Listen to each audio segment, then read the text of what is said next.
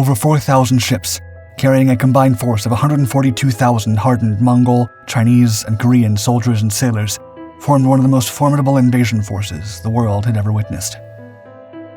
Their objective was to annex the land of the rising sun, under the vast and ever-growing Mongol Empire. The Japanese, despite their valor and martial prowess, faced an enemy whose vastness and military might seemed almost insurmountable. But Japan, an island nation with deep spiritual beliefs, was not to be taken so easily. Its people, warriors and commoners alike, braced themselves for the impact, determined to defend their homeland against an unstoppable force. As the battle drum sounded, something even more powerful was stirring. The world, especially the Mongols, was about to learn that nature sometimes takes sides. For looming on the horizon, just as threatening as the Mongol fleet, was a force the Japanese believed to be the breath of the gods, the divine wind.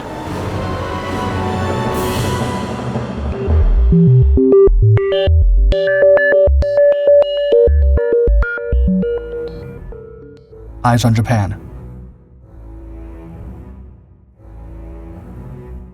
Spanning the 13th and 14th centuries, the Mongol Empire's expanse was nothing short of breathtaking.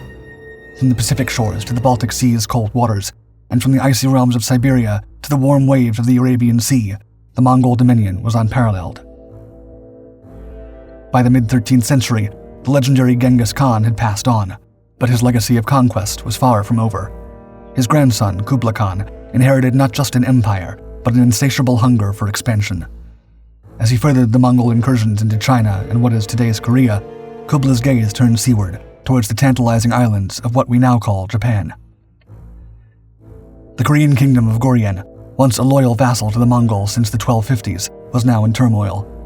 As it was being forcefully integrated into the Mongol Empire, battles raged until the early 1270s. With Kublai's forces simultaneously challenging the Yuan dynasty, Goryeo's strategic location made it an ideal launchpad for a potential assault on the Japanese archipelago. But the Mongols weren't mere brutes. Before drawing their swords, they extended a hand, sending emissaries to foreign lands, seeking tributes and allegiance. In 1266, Kublai Khan initiated this diplomatic dance with Japan, then under the Hojo clan's rule. But Japan remained unyielding. As emissaries came and went without success, Kublai's patience waned, and Japan braced itself. By 1273, diplomacy's soft touch had failed. Kublai Khan, recognizing the futility of words, commanded his armies to prepare for war. The northern coast of the island of Kyushu beckoned as the prime target. The Straits of Tsushima charted the path, with the islands of Tsushima and Iki as natural waypoints, all leading to the ultimate prize, Hakata Bay on Kyushu, a mere 200 kilometers from the southern coast of Korea. As preparations for the invasion began, a colossal fleet was constructed. Reliable sources from this period are scarce and often contradictory. Some accounts even compare the Mongol fleet's size to the Allied invasion force during D-Day in 1944, though this might be a historical exaggeration. Korea harvested so many trees to build the Mongol fleet ships that it would later lead to a prolonged shipping shortage. The Mongols also gathered troops, weapons, and other resources from the region. However, logistical challenges led to a 3-month delay in their plans. The first invasion. As the Mongol fleet set sail for Japan, the contrasting nature of the two armies was stark. The Mongol army primarily wielded bows with a range of up to 300 meters and had early access to gunpowder weapons. Their light cavalry, armed with bows, made them formidable opponents on Asia and Central Europe's vast steppes and plains. However, this advantage diminished when storming a beach under enemy fire. The Mongol military strategy was based on mass conscription, where everyone was expected to participate in warfare. In contrast, the samurai of Japan represented a small elite group of warriors who dedicated their lives to combat training. They were notably more proficient with handheld weapons compared to the Mongols. On the 2nd of November 1274, the invasion fleet, consisting of an estimated 15,000 soldiers, Mongols, Han Chinese, and Koreans, set sail. They were met by a Japanese force, which, though estimates vary, likely numbered between 6,000 to 7,000. After a 2-day voyage, the Mongols reached the sparsely populated island of Tsushima. Here, 80 samurai stood against a Mongol force in the thousands. By the morning of November 4th, the Mongols had swiftly overcome the Japanese defenders, securing Tsushima within a day. They left a trail of destruction, razing buildings and slaughtering civilians. The island of Iki was their next target. On November 13th, the Mongols faced resistance from 100 samurai and armed civilians on Iki. After intense combat, the defenders retreated to the governor's castle. In a tragic turn, the governor's attempt to save his daughter ended in her death at the hands of the Mongols, as their fighters overcame fierce resistance. Following the capture of the castle, the Mongols exacted a brutal revenge. Civilians were mercilessly killed, and their bodies were strung up in a grim necklace across the bows of the Mongol ships as a warning to their adversaries. However, the Mongol momentum faltered at Hakata Bay. Landing on November 19th, they were met by a formidable Japanese force. The samurai struggled initially, bound by their code of honor, often seeking single combat. The Mongols, moving in large coordinated groups and using crude bombs, had the upper hand. But the samurai's prowess in close combat and a crucial shot by a Japanese archer that took out a Mongol commander shifted the tide. As night fell, the Japanese awaited reinforcements. The Mongols, low on supplies and uncertain of their next move, retreated to their ships. Their exit was further hampered by Japanese boats that were set ablaze and launched at the fleet, along with a sudden storm that inflicted significant damage. The battered Mongol force eventually made their way back to Korea. Planning a second invasion. While Kublai Khan grappled with revolts across his vast empire, he was simultaneously pushing his conquest of the southern Song territories, culminating in their subjugation by 1279.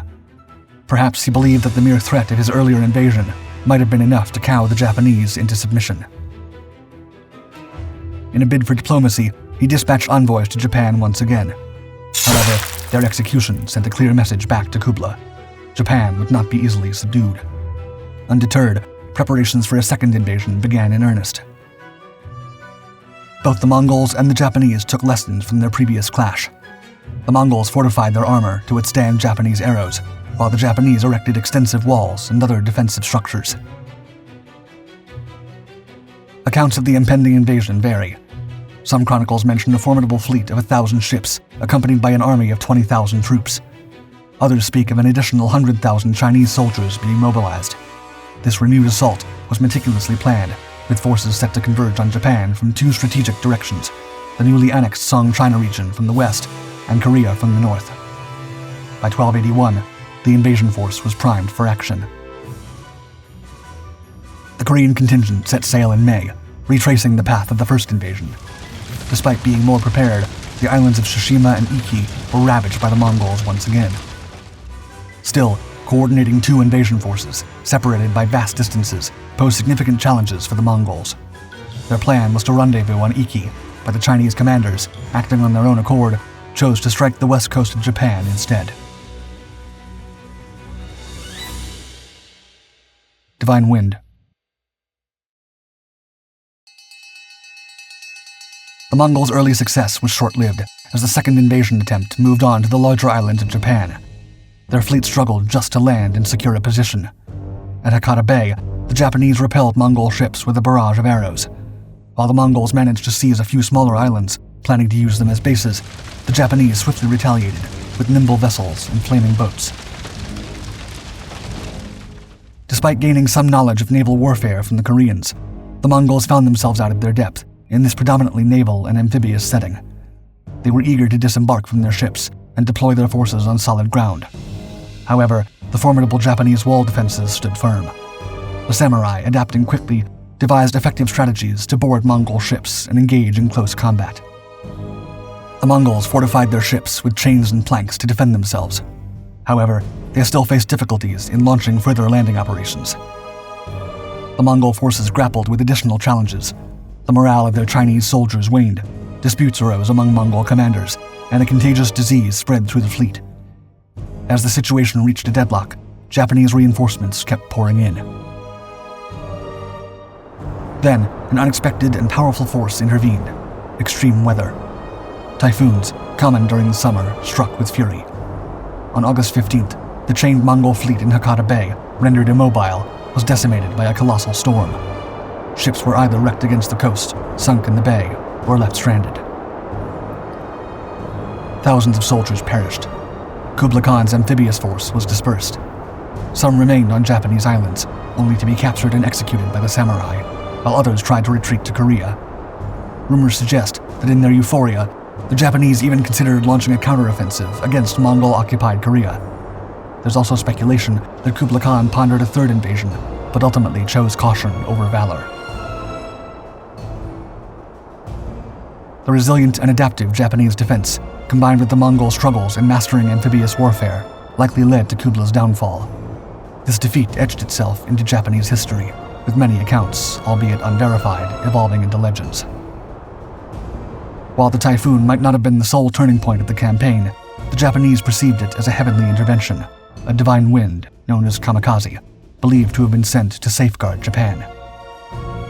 The legend would take a darker turn in 1945, when young Japanese pilots embarked on kamikaze missions, attempting, yet failing, to repel another formidable fleet threatening their homeland.